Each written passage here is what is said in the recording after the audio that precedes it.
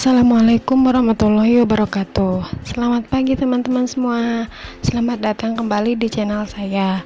Di video kali ini saya akan membahas tentang soal ujian tengah semester mata kuliah pemrograman web berbasis framework.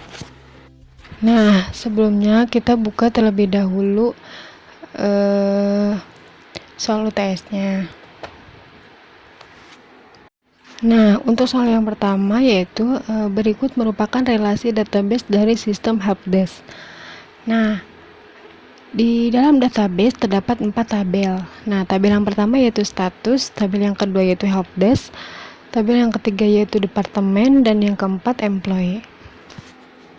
Nah, untuk membuat database ini kita buka terlebih dahulu aplikasi examnya.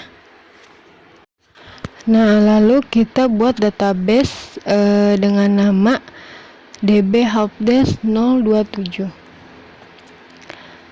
Nah, setelah dibuat database-nya, lalu kita buat tabelnya.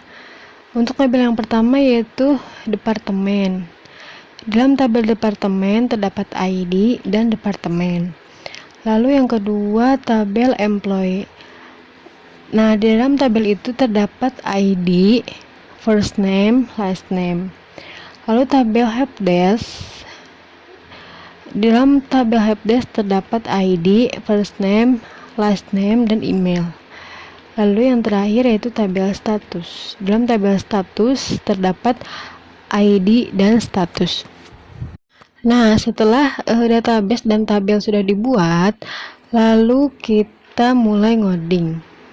Yang pertama kita buka dulu aplikasi Visual Studio Code-nya.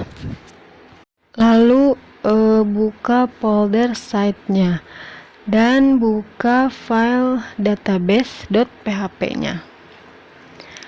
Nah, di dalam database kita tulis db helpdesk 027 yang sudah dibuat tadi, database yang sudah dibuat tadi ya. Setelah dibuat database.php-nya, lalu kita buka my model. Nah, di dalam file my model lalu tambahkan function script-nya.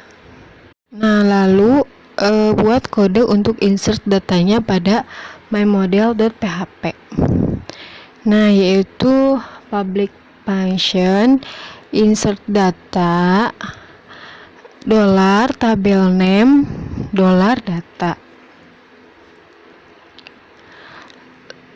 Kemudian kita tampung data tersebut ke dalam $rest dan tulis kembali dengan perintah return untuk pengembalian data atau notifikasi.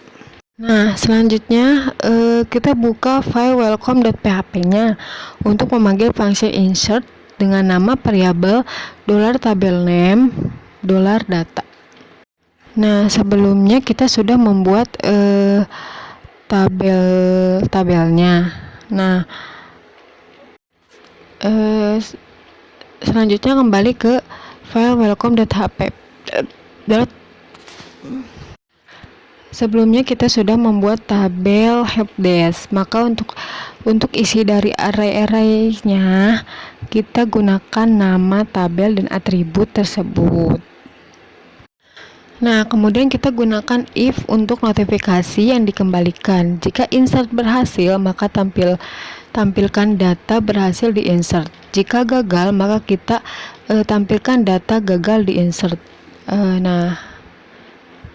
Berikut lanjutan skripnya. Nah, seperti ini. Nah, setelah itu lalu kita buka browsernya. Lalu kita tulis linknya.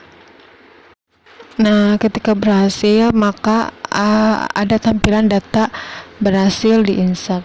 Nah, lalu kita buka examnya, buka tabel helpdesk-nya, dan lalu kita reload. Nah, muncul kan. Nah, ini seperti ini hasilnya.